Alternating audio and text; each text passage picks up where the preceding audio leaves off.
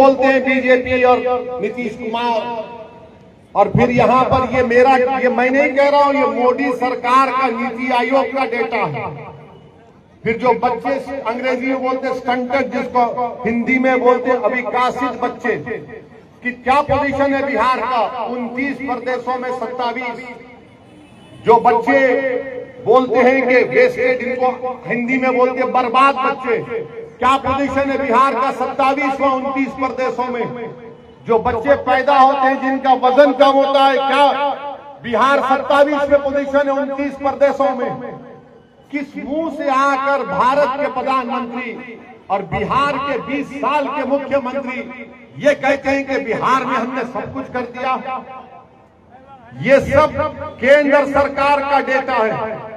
और फिर आप जानते हैं कितने बच्चे बिहार में स्कूल में पढ़ते हैं, पहली क्लास से 8वीं क्लास में। बिहार के ए भाई लड़ना अपने को भाजपा से है, जेडीयू से है,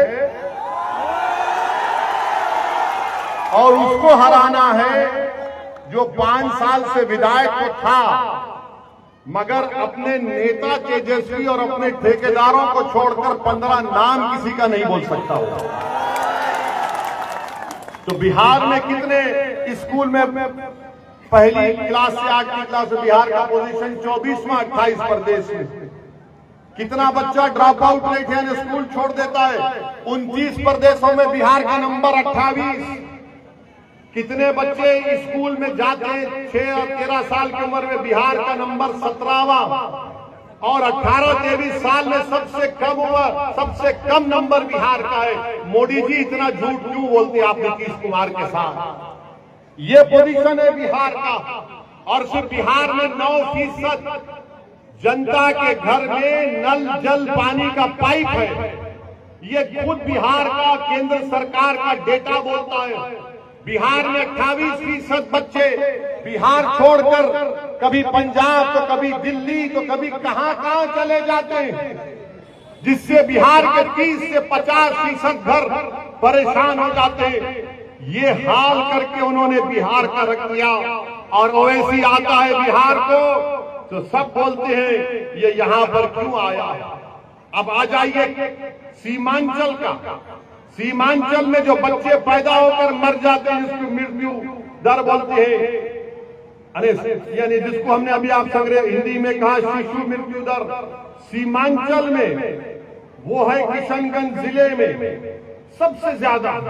इसका जिम्मेदार कौन है बताओ आप? मेरी इज्जतदार मां और बहनों, 11 तारीख को वोट अगर आप डालने जाएंगी तो हम जो बात आपके सामने रख रहे हैं उसको याद रखकर आप अपने वोट का इस्तेमाल करिए।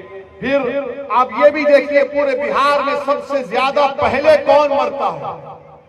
मुसलमान मरता है। ये गवर्नमेंट का डेटा है, ओवैसी का भड़काऊ भाषण के जुमला नहीं है।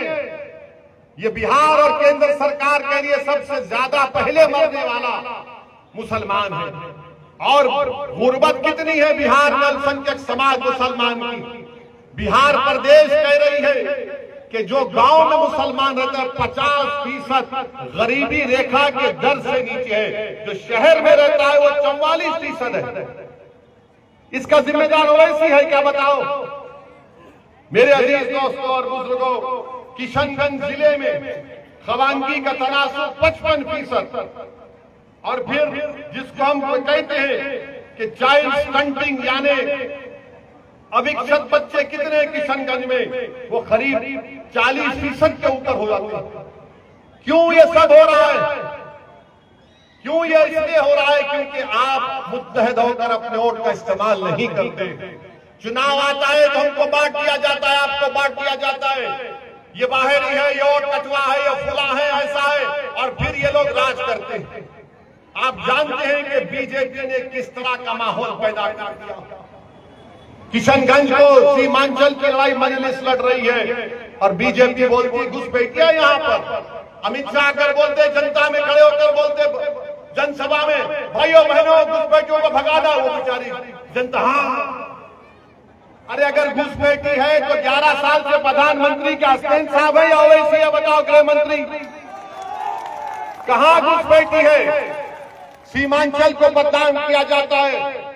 हमारे शेरशाहवादी भाइयों पर झूठा इल्जाम लगाया जाता है, जिसकी मैं मजम्मत करता हूं।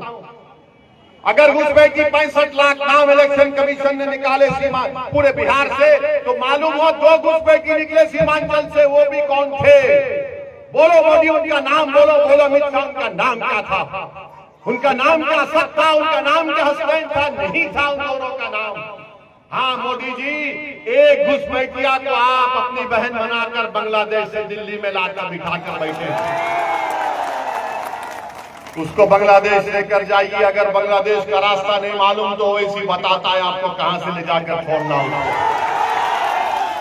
मेरे अजीज दोस्तों और बुजुर्गों, सीमांचल की लड़ाई हम लड़ रहे हैं, और आपको बताना जरूरी समझता हूं कि पटना में मोदी ने, नीतीश कुमार ने क्या बनाया? एम्स बना दिया, IIT बना दी, NIT बनाया, NIST बनाया, NLU बनाया, PMCH बनाया, NMCH बनाया, और फिर गया में और राजगीर में IIM बना दिया, सेंट्रल यूनिवर्सिटी बना दी, नालंदा यूनिवर्सिटी बना दी, बिहार पुलिस अकेडमी बना दी, एक खेलने का कॉम्प्लेक्स बनाया 750 करोड़ का। अरे क्या सीमांचल चांद पर है या बिहार में है? बताओ हमको। सीमांचल पटना से 300 किलोमीटर के फासले पर है। मोदी को बिहार की जनता ने 3 मर्तबा प्रधानमंत्री बनाया। बिहार की जनता ने लालू परिवार को भी 15 साल सत्ता में रखकर मुख्यमंत्री बनाया। बिहार की जनता ने नीतीश कुमार को 20 साल मुख्यमंत्री बनाया। तो बिहार की जनता को और सीमांचल की जनता को हम बता रहे हैं कि मोदी को आपने 3 मर्तबा प्रधानमंत्री बनाया, मगर मोदी का दिल अहमदाबाद में अटका हुआ है। लालू परिवार को आपने 15 साल मुख्यमंत्री बनाया, उनका दिल अपने सिर्फ एक ही बेटे के ऊपर अटका हुआ है। नीतीश कुमार को 20 साल मुख्यमंत्री बनाया, मगर नीतीश कुमार का दिल राजगीर में फंसा हुआ है। सीमांचल का क्या होगा फिर? सीमांचल का कैसे हम काम करेंगे? मेरे भाई, हम आपसे बता रहे हैं, अगर आप यहां से 11 तारीख को हसनैन साहब को अपना विधायक बनाएंगे, वैसे आपसे वादा करके जा रहे हैं इंशाअल्लाह ताला। ठाकुरगंज ब्लॉक के रसिया पंचायत के भात गांव में जाने वाली सड़क को आजादी से नहीं बनाया गया।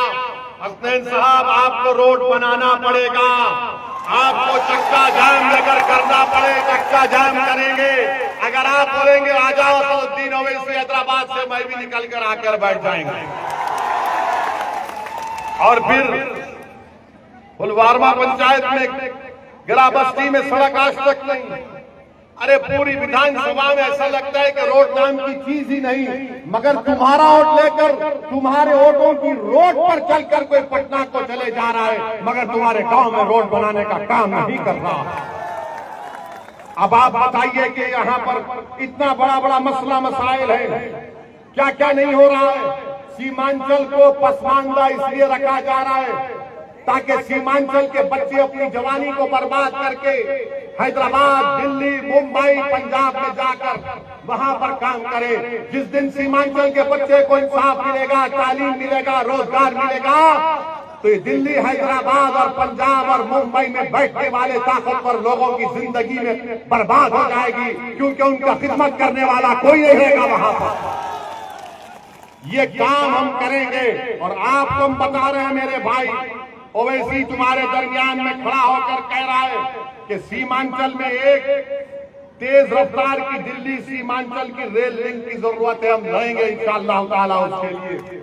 और फिर पटना से किशनगंज अररिया एक वंदे भारत की यहाँ पर ट्रेन की जरूरत है। यहाँ पर फैक्ट्री क्यों नहीं लगती सीमांचल में? बोलो मोदी जी, बोलो नीतीश कुमार, बोलो तेजस्वी, तुम तो उप मुख्यमंत्री भी थे। मजलिस लड़ेगी कि NH-31, NH-57 पर यहाँ पर फैक्ट्री लगाई जाए। जितना यहाँ पर अस्पताल है उसको PHC बनाया जाए। मजलिस 100 कम्युनिटी क्लिनिक सीमांचल में बनाने की लड़ाई लड़ेगी। और ये जो कोसी का नदी का पानी आकर कटाव करता है, हम लड़ेंगे सरकार से 3000 करोड़ रुपए लेकर उस टाटबंध का काम करवाएंगे इंशाअल्लाह ताला। और मेरे अजीज दोस्तों और बुजुर्गों, यहाँ पर आपके मुख्तलिफ मसाइल हैं। यहाँ पर कुआखाली को ब्लॉक बनाना है इंशाअल्लाह ताला। बनाना है ना पोहाखाली को ब्लॉक? कितने लोग बनाना चाहते हाथ उठाइए। तो 11 तारीख को पतंग को बटन दबेगा और पोहाखाली ब्लॉक बनेगा इंशाअल्लाह ताला। फिर यहाँ पर आप जानते हैं कि पोहाखाली में जो अस्पताल है उसको पीएचसी बनाना है, नदी कटाव काटबंद का काम है। और फिर आप ये भी जानते हैं कि यहाँ पर डेरामरी में, पोहाखाली में, जिया पोखर में, कड्डू बिटा में रोड को बनाना है। ये सब काम इंशाअल्लाह ताला ये आपकी जिम्मेदारी है। और हम आगे आपको पूछेंगे हर 6-7 महीने में ये काम कितना आगे बढ़ा, क्या नहीं हुआ। सिर्फ भाषण देकर जाने वाले का नाम असदुद्दीन ओवैसी नहीं है। अगर भाषण देकर जाता तो 11 साल से बार बार आपके दरमियान में नहीं आता। हम 11 साल से आते रहे और इंशाअल्लाह जिंदगी बाकी रही, जिंदगी वफा की तो तुम्हारे दरमियान में आता रहूंगा। तुम्हारी लड़ाई मेरी लड़ाई है। मेरे अजीज दोस्तों और बुजुर्गों, मोदी ने वक्फ जायदाद को छीनने का कानून बनाया, मस्जिद दरगाह खानखा को खत्म करने का कानून बनाया। दुनिया ने देखा कि असदुद्दीन ओवैसी भारत के पार्लियामेंट में अकेला था, मगर अकेला खड़े होकर हमने बीजेपी के तमाम और एनडीए के एमपीज में आंख डालकर कहा कि तुम जो कानून बना रहे हो बाबा साहब अम्बेडकर के संविधान के खिलाफ है। हम इस कानून को काला कानून मानते जो हमारी मस्जिद से हमको छीनना चाहता है। हमने पूरी भारत में उस पार्लियामेंट के कानून को फाड़ कर उनके बीजेपी के सामने फेंक दिया। इस कानून, ये गलत कानून तुमने बनाया। मेरे भाई, आपने सबको मौका दिया। 20 साल कांग्रेस को दिया, 15 साल लालू परिवार को दिया, अब 20 साल नीतीश कुमार मोदी को आपने दिया। बताइए हमने क्या हासिल किया? हम सिर्फ वोट डालने की मशीन नहीं है कि कोई आएगा और बोलेगा ये देख लो, वो देख लो और कुछ नहीं होगा। आप बताइए, ये जो गठबंधन है, हम तो मिलना चाह रहे थे। खत लिखा अख्तरुल ईमान ने, मैं अख्तरुल ईमान को सलाम करता हूं। अख्तरुल ईमान पिछले 11 साल से मजलिस के झंडे को लेकर सीमांचल के कोने कोने में और बिहार के कोने कोने में लेकर गए। वो नहीं करना चाहते थे तो हम तो भीख नहीं मांग सकते। हमने तय कर लिया कि हमारी लड़ाई सम्मान की लड़ाई है, हमारी लड़ाई इज्जत को हासिल करने की लड़ाई है, हमारी लड़ाई बराबरी की लड़ाई है। और हमारे मुकद्दर के फैसले हम करेंगे। पटना और दिल्ली में बैठने वाला कोई जालिम हुक्मरान हमारे बच्चों के, नौजवानों के, माँ और बहनों के मुस्तकबिल का फैसला नहीं करेगा। हम नहीं होने देंगे इसको। इसलिए हमको सियासी ताकत को हासिल करना है, हमारे विधायक को बनाना है। आप बताइए, यहाँ से जो राजद का उम्मीदवार है, उनके वालिद मरहूम के अल्लाह मग़फ़िरत करे, मैं उनकी बहुत इज्जत करता था। मगर आप उनसे पूछ लीजिए, जब वो दोबारा आएंगे, मौलाना साहब से पूछ लीजिए, सऊद साहब आप तेजस्वी का नाम छोड़कर, अपने ठेकेदारों का नाम छोड़कर पूरे ठाकुरगंज में 20 अहम लोगों का नाम बता दो। नहीं बता पाएंगे, कुछ काम नहीं किया। और आज आकर ये गठबंधन वाले बोलते हैं हम ऐसा कर देंगे। अरे मेरे भाई, तेजस्वी ने जो लंबी छोड़ी है ना, वो मोदी के कंपटीशन में आ गया झूठ बोलने के। मोदी ने कहा था 15 लाख देंगे, 15 लाख मिले। मोदी ने कहा था 1 करोड़ नौकरी दिया जाएगा, मिला। तो तेजस्वी ने कहा कि मोदी से ज्यादा जाऊंगा। आपको मालूम, बिहार का कास्ट सेंसस में बिहार में कितना घर है? 2,45,000 के 2,45,00,000 घर है। ये कहता है सबको घर दिए जाएंगे। तुमको मालूम, भारत सरकार में 55 मंत्री मिनिस्टर्स हैं। कितने नौकर भारत सरकार में काम करते हैं आपको मालूम? कितने? एक अंदाजा लगा। पूरे भारत के सरकार में, भारत की सरकार में 30 लाख लोग काम करते हैं। कितना? 30 लाख। तेजस्वी बोल रहा है कि 2,75,00,000 घर जो है उनको सबको नौकरी दूंगा। अब आप सोचिए, बिहार की जनता, सीमांचल की जनता इतनी भोली नहीं है कि तुम आकर लंबा छोड़ दो और कबूल कर ले। अच्छा, आपको मालूम, अगर चलिए मान लिए कोई यहां छोड़ के बोलेगा वैसे तुम्हारे को क्या तकलीफ हो रही है, देगा वो? अच्छा देगा ना, कितना पैसा लगेगा? अभी अगर वो 2,75,00,000 लोगों को नौकरी देगा तो कम से कम 25,000 तो देना पड़ेगा। देना पड़ेगा ना 25,000। अब तुम उसका हिसाब कर लो, उसके लिए पैसा पड़ेगा 8,28,000 करोड़ रुपए। 8,28,000 करोड़ रुपए। पूरा बिहार सरकार का बजट कितना है? सालाना 2 लाख करोड़ का। ये कहां से लाएंगे बाबा तुम 6 लाख? पैसा तो झाड़ पे नहीं उगता ना। तो तेजस्वी बोलेगा वैसी भड़काऊ भाषण देता है, वोट काटते हैं तुम्हारा, इस पर भरोसा मत करो। अरे बाबा तुम बताओ तो सही, कहां से लाओगे, किधर से लाओगे, किधर से लाओगे?